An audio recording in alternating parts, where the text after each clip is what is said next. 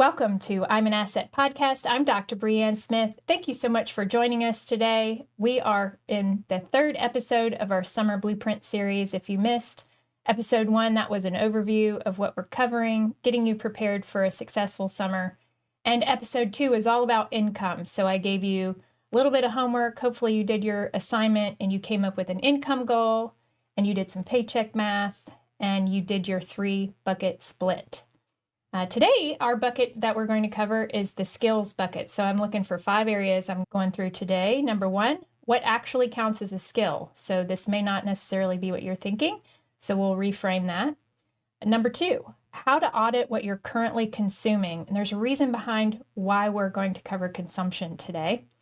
Also, how to pick the one skill that you could commit to this summer. We're not trying to commit to so many skills that we don't actually accomplish any, so we're going to pick one.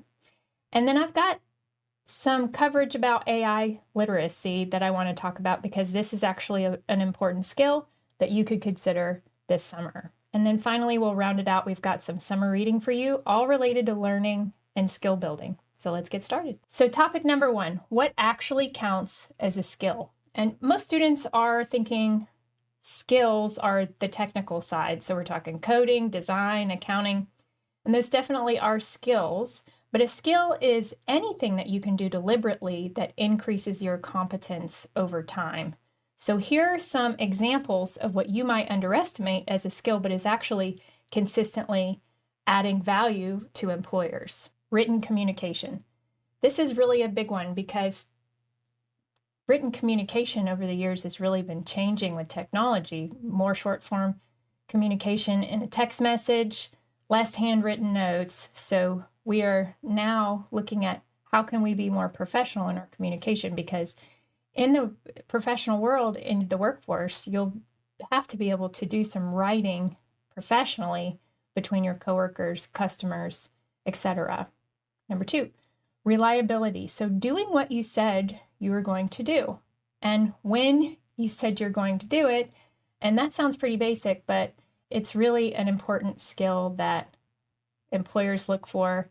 And then also your family members, your children one day. The summer is a really good place to build up reliability.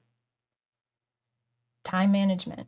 So I know that school and college, and we've talked about this before, college is a great place to learn time management as well, where you have a professor who gives you deadlines and assignments, and you have to understand what they're looking for, give it back to them in a timely manner.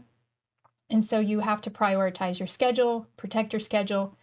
This is similar to that, but more in the workforce and being able to deliver under pressure and prioritizing maybe multiple assignments that you have at once and working in a professional setting. Here's one of my favorites, financial literacy. So understanding how money works, even at the basic level, this is definitely a differentiator at a young age. This might be something that you eventually learn in a older age. And a lot of people say, I wish I had been either taught this in school or learned this differently or sooner. So this is a good opportunity to build up some financial literacy this summer. Active listening, or when you're hearing what someone is saying and then actually listening and not thinking about what you're going to say or how you're going to respond before they finish talking. This is a good skill even in your personal life to build up.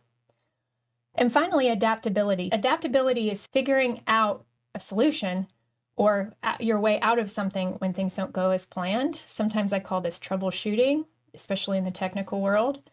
But your day in the workforce may not go as planned, and you might be hit with some different problems along the way that didn't come up in school or a textbook. And so your ability to adapt and figure out an issue is really strong skill. So that's maybe not the list of technical skills you were thinking, although technical skills are great, and we'll talk about some of those too, but also focusing on some of these other ones that also add value. Okay, let's move to topic 2. Audit what you're consuming. So your attention is your most valuable resource. And so we're going to split up how you give your attention and take a little inventory. and your attention between those things that you're passively consuming or the things that you are actively consuming. What is the difference? So the first type, passive consumption, examples of that would be scrolling, binge watching, background noise. These are okay in small doses, but can be costly if this is consuming a lot of your attention, as opposed to active consumption, where this might be listening to a podcast, a book, a tutorial, a documentary, or some kind of conversation that teaches you something. This kind of consumption is building, and we're looking for those kind of things to be increasing our personal capital. So if you would take a look at your screen time right now, what does it tell you? And then how much of that time can we shift from passive consumption to active consumption? And not all screen time is necessarily passive. So for example, I'm a big fan of TikTok. I do think there's a lot of education offered in certain algorithms on TikTok. Especially right now, I really find a lot of use in the AI algorithm and have learned a lot in that area. So not necessarily looking at an hour number spent on your screen is all passive, but take some time to look at what apps you're looking at on your phone, also on the television, and then kind of do an inventory of how much of that is considered passive, like we just defined, or how much of it is active. And then can you make a small shift?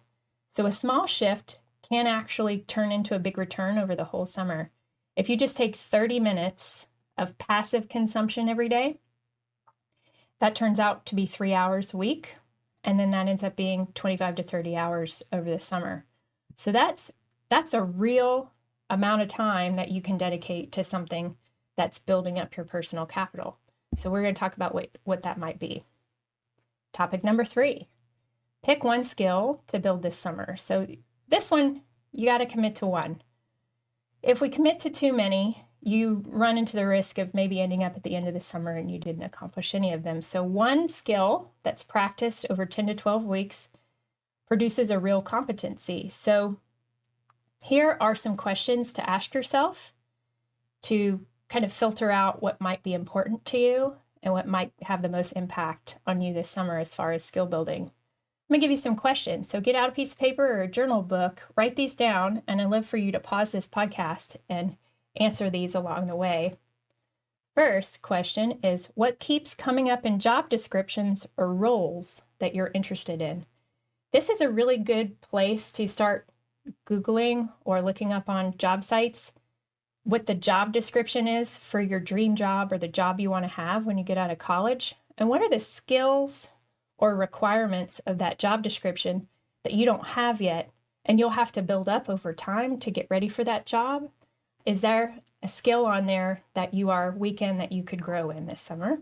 Also, number 2, what do you wish you could do that would make you more useful to people around you? This is also really good interpersonal relationship-wise. Is there some kind of burden you are putting on others this summer because of maybe a skill that you are weak in? And could you work on that? That might also improve relationships, which relationships, spoiler alert, is the topic of our next episode. Question number 3, what would make you more confident in a professional setting? This could be a wide range of things, from how you dress, which we will cover, presence, to how you speak or communicate, your confidence level, your posture, what you talk about in a professional setting other than the weather. So there's some things that you might want to consider and write down based on your confidence. Okay, number 4, what could you start learning for free or at a low cost right now? So there's so much available out there for free or free trial or very low cost that you could work into a 30-minute a day skill that you could accomplish this summer.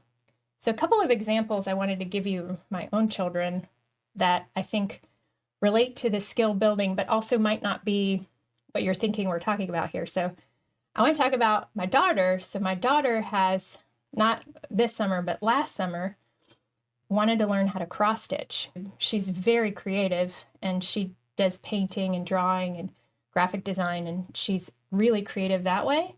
But she wanted to start working on pieces of work with needlepoint. So she spent a lot of hours learning how to do that and buying kits.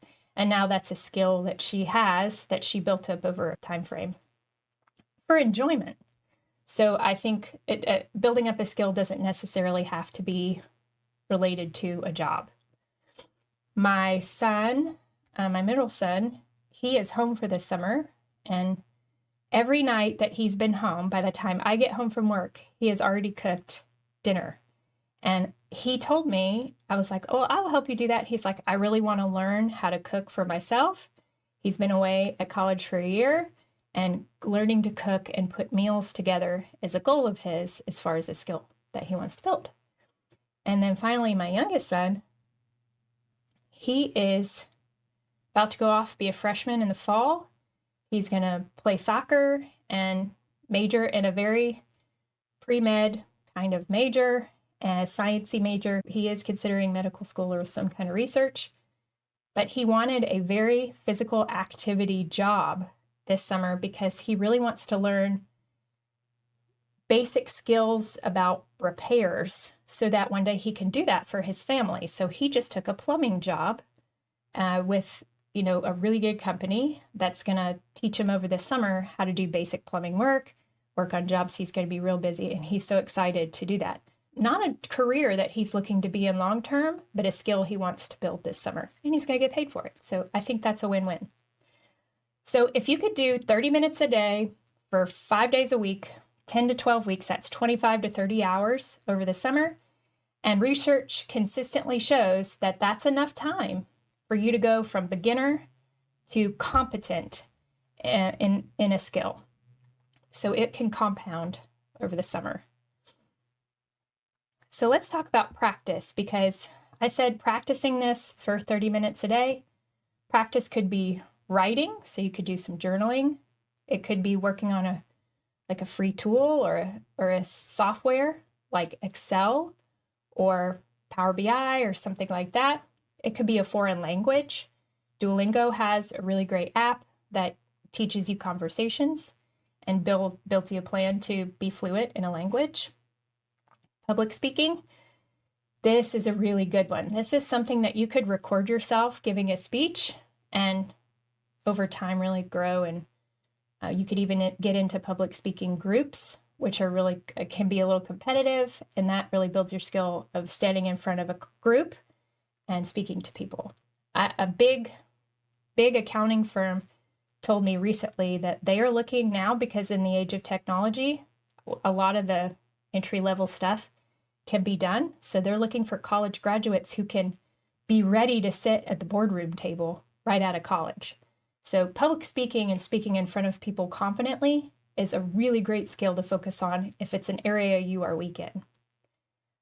Finally, financial literacy. So this is just a basic concept of life, something you will be looking at, your whole adult life, and starting now and building those financial literacy skills is a great way to practice. So at the end of this episode, you should be able to name one skill and write it down. Let's move on to the next topic. So AI literacy. This is a skill that if you can't think of anything, pick this one, because it's really an opportunity for your generation. Let's start grounded. AI is a tool, and a lot of people consider it a threat, and it is in many ways if we don't strategically get involved the right way. So it's moving really fast, and the gap is widening significantly between the people who are adopting and the people who are not. And every day that gap is getting bigger. So it's actually something that's pretty easy to jump into, as far as a lot of the softwares and tools are free at a very basic level, and you can really test out and try out different entry-level type AI systems, and you just pick one area of your life that AI could really assist you with. So here are some examples. Of course, ChatGPT or Claude are the big front runners here for large language models. They can help you write, research, brainstorm and problem solve. And I think initially when ChatGPT came out, we were just all floored and in awe of the fact that it could write like it could. And we've been chatting now with ChatGPT for so long that a lot of us are stuck at that level of adoption where we are really just talking to AI. We're not getting AI to do anything for us. So moving the needle a little bit this summer on moving from just chatting and prompting to having your AI take some action. And that's a big step, but just have maybe one thing that you adopt this summer in that area. So I think it's really important to pause here and talk about the human side of the AI technology revolution here, because the skills that we cover in this podcast are more important than ever with AI adoption and skills. Because if you are weak in an area and you use AI in that weak area, it actually doesn't make that area better for you. It amplifies the weakness. For example, if you were not really a detail-oriented person, AI is going to make that a bigger problem, not better for you. It's not going to fix your detail-orientedness. So still focusing maybe on those skills that are the human side of maybe advice or customer service or whatever industry that you're going to be in, and focusing on the relationships, the confidence, the presence that you have with people, and the empathy, and the customer service, really. The tool only works as well as the person using it. And we are really focusing on the person in this podcast, and that's what personal capital is. You, the asset, you, the human person in the loop of all of the great and wonderful things that you were going to do one day. So let's move into our final topic, and this is such a good list. This is my summer reading list related to skills and learning. And I have read all of these books, a couple of them multiple times, but I would also want to encourage you, if you're not a big reader and you can't sit down and read a paper book, listen to it, because all of these are also available in audio. So here are my 5 recommendations. The first one is The 7 Habits of Highly Effective People by Stephen Covey. And this is one of the most influential personal development books ever written. And when I first got my first big job at an accounting firm, the managing partner at the time handed me this book on my first day. And he said, read this. This book has a framework for effectiveness and being productive and sharpened. And he was right. It was a really great read, and it helped me out a lot. The second book, Mindset. This is by Carol Dweck, and she does a lot of research on the growth mindset versus the fixed mindset. You might have heard those terms. She's the one who coined this difference. And it's a really readable book. It's a short read, and if you're building something, it's pretty foundational, because if you have that fixed mindset, it might be difficult for you to even think you could grow in an area. So shifting your mind from being fixed and you can't get better at something versus the growth mindset, which you have the opportunity to really look forward to growing and the possibility of growing. It's a great book. Number 3, David and Goliath. This is by Malcolm Gladwell, and it's fascinating. Like, it's a really good page turner, and it reframes being disadvantaged in some way, or what it actually takes to overcome obstacles. So Gladwell argues that what looks like a weakness is often the source of unexpected growth or strength. And so if you are thinking that you are coming into this summer from behind, this is a great book, because maybe where you are right now as an underdog is exactly why you might want to read this book. Learned Excellence. So I heard Eric Potterack speak a few weeks ago, and he is a psychologist who used to train Navy SEALs and elite athletes. So this is a really good practical guide for mental skills like focus, resilience, confidence, and discipline.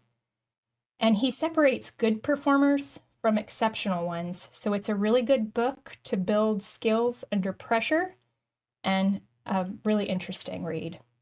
Finally, probably my favorite, is a memoir. So this is called On Writing, a Memoir of the Craft. And this is a Stephen King book. And It's not like all the Stephen King books. This is his memoir. So it's really kind of half memoir, half masterclass on the skill of writing. And even if you don't want to be a writer, it's a great book for why clear thinking, clear communication, and the development of a skill, what it takes, and how he, planned his days, how his routine looked, how he turned into the writer that he is today. And I think it's a really good read for anyone looking to grow, even if it's not in writing. So pick one, put it on your summer reading list. Remember, we're going to try to pick at least 3 books to read this summer. And I'm looking forward to hearing which ones you pick and how much you like them. So moving on to episode 4, next week, we're going to be covering the relationship bucket. So who are the people that we need to be around this summer? I've got a lot of insight here. And as far as your homework, you just need to make sure that you picked one skill, write it down, and where are those 30 minutes of time that you can move towards active consumption versus passive. And then give some consideration to AI if you're looking for a skill to build. So I want to leave you with this quote. Skills are not something you either have or don't. They're something you build. And this summer is long enough to build something real. I'm rooting for you. See you next time.